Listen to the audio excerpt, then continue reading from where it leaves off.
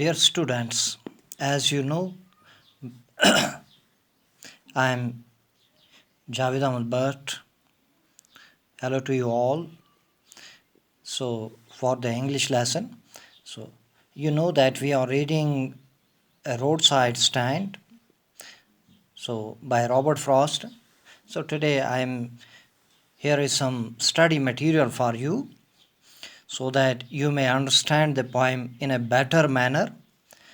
The first question is: the stiff folk who drove through the countryside hardly paid any heed to the roadside stand or the people who ran it.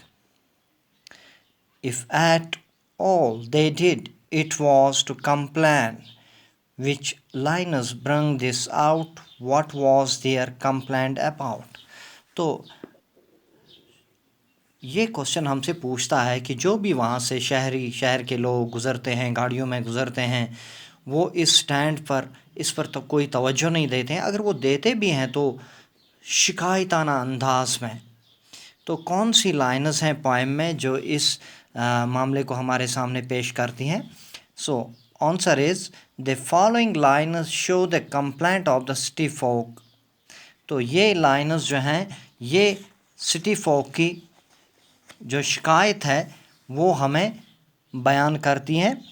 तो और if ever is hide a moment then out of sorts at having the landscape marred with the artless pant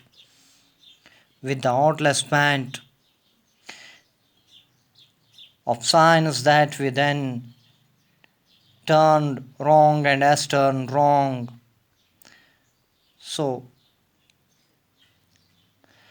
these lines show the complaint of the people because there are figures. वहाँ पर बहुत सारी ऐसी तस्वीर उसने बनाई हैं stand पर कि यहाँ पर कौन कौन सी चीज़ें बेची जाती हैं. तो the city people thought that the artless pant of signs made at the stand spoiled the beauty of the landscape. On seeing it they felt out of sorts.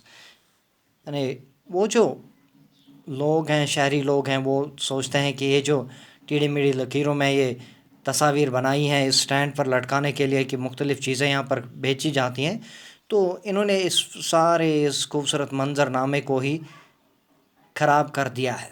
तो यही है उनकी शिकायत की. वो ये कंप्लेंट करते हैं कि ये शक्लें जो हैं, ये तस्वीर जो हैं, ये मौजून यहाँ पर नहीं है.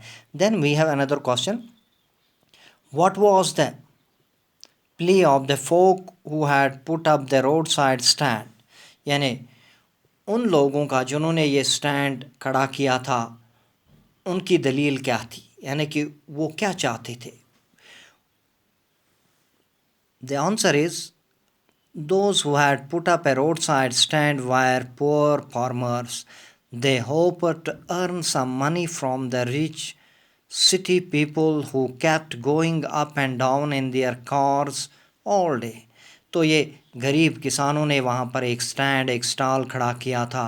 उन्होंने कुछ चीज़ें वहाँ पर रखी थी बेचने के लिए ताकि जो लोग गाड़ियों में आते जाते हैं वो उनसे कुछ चीज़ें खरीद सकें और उन्हें आमदनी का थोड़ा बहुत ज़रिया मुहैया हो सके. They did not want any dole of bread from them. यानी वो कोई भी उनसे भीख नहीं मांगते थे, बल्कि चीज़ें उन्होंने वहाँ पर रखी थी और उन चीज़ों को बेचकर कुछ पैसे हासिल करके वो अपने मसारिफ में लाना चाहते थे. दे wanted only some money in return for the things they had to sell. यानी कि वो उन चीज़ों के लिए जो उन्होंने वहाँ पर बेचने के लिए रखी थे कुछ पैसे वो चाहते थे, यानी कि वो चीज़ें बेचकर उन्हें कुछ पैसे हासिल हो जाएं ताकि उनकी आमदनी का ज़रिया फराहम हो सके. Then we have another question. What is the childish longing that the poet refers to? Why is it van? यानी बचकाना ख्वाहिश कौन सी है जिसका तज़किरा शायर ने किया है और ये फजूल क्यों है? The answer is the poor farmers keep waiting all day for some car to stop at his stand. but hardly any car stops there. With a longing heart, he keeps staying by the open window and waiting all day. His longing pro- proves when no one comes to buy the things he has put up for sale. تو یہ غریب کسان نے وہاں پر ایک stall لگایا ہے، اس میں چیزیں رکھی ہیں. اس کی خواہش ہے کہ یہاں سے جو لوگ گزرتے ہیں دن بھر وہ اس امید میں بیٹھا رہتا ہے کہ شاید کچھ لوگ یہاں پر رکیں، وہ ان سے کچھ چیزیں خریدیں. لیکن اسی خواہش میں، اسی تمنا میں پورا دن نکل جاتا ہے. تو اسی کو ایک بچکانہ خواہش، کیونکہ ان امیر لوگوں کو تو کسی کی فکر ہی نہیں ہے. انہیں اس کی کیا پڑی ہے کہ کوئی غریب آدمی کہیں پر سٹال لگائے ہے، اسے کچھ پیسوں کی ضرورت ہے، ہم اسے کچھ چیزیں خرید سکیں. لیکن وہ تو اپنی ہی دنیا میں مست ہیں. Then we have another question. How does the poet mention some of the cars that stop at the stand? یعنی کچھ گاڑیاں جو وہاں پر سٹینڈ پر رکیں انہیں کس انداز میں پوائٹ نے ایکسپلین کیا ہے؟ تو the answer is only a few cars stop at the stand. یعنی کہ چند ہی گاڑیاں وہاں پر رکیں. One of the cars stopped there just to turn back. یعنی ایک گاڑی رکی پیچھے مڑنے کے لیے، واپس مڑنے کے لیے. Another one stops to ask the way to its destination. دوسری گاڑی رکی، اس نے راستہ پوچھنے کے لیے گاڑی روکی تھی. A third one stops to ask if it can have a gallon of petrol. تو تیسری گاڑی وہاں پر رکتی ہے، وہ پوچھتے ہیں کہ ہمیں ایک گیلن پیٹرول کا مل سکتا ہے یہاں پر. تو it goes away crossly when it is told that there is no petrol being sold at the stand. تو یہ گاڑی بھی وہاں پر بڑے مغموم یعنی غصے میں وہاں سے نکل جاتا ہے جب اسے کہا جاتا ہے کہ اس سٹینڈ پر پیٹرول نہیں بیچا جاتا ہے. تو یہ تمام ہیں وہ گاڑیاں ہیں جو رکیں وہاں پر، وہ اپنے مطلب کے لیے رکیں صرف، اور اس دکان سے کچھ خریدنے کے لیے وہ نہیں رکیں. Then we have another question.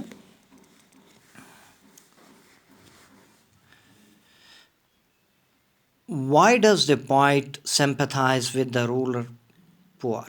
یعنی غریبوں کے ساتھ شاعر کی ہمدردی کیوں ہے؟ The poet sees how the poor farmers keeps waiting for some car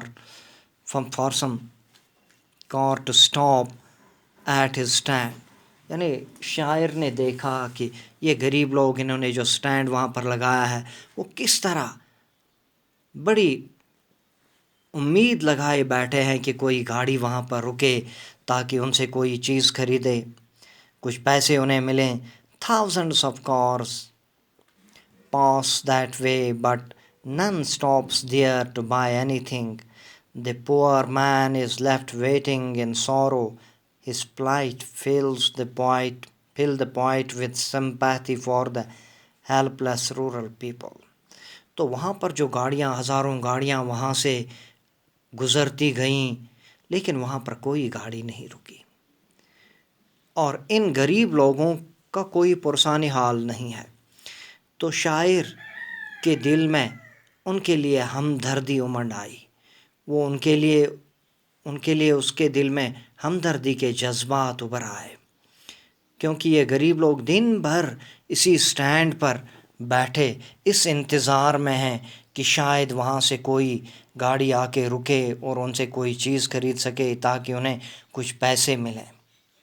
So then we have another important question. What is the central idea or theme of the poem?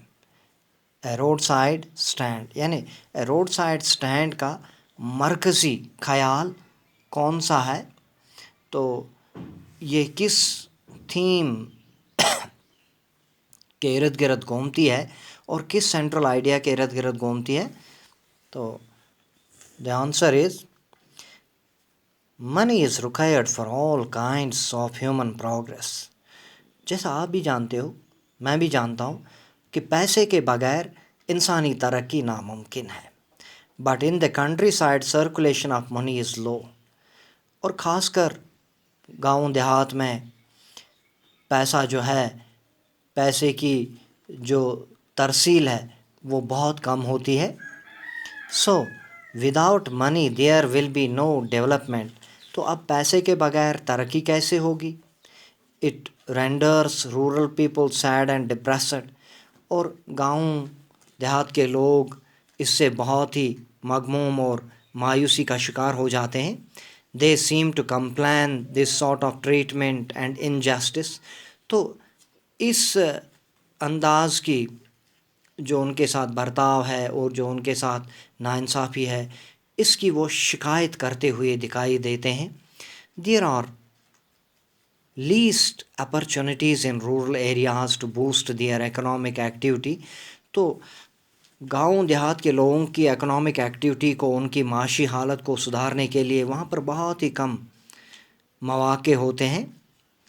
In fact, according to the point, economic upliftment of rural areas and the well-being of the villagers have never been considered in the country's economic policies.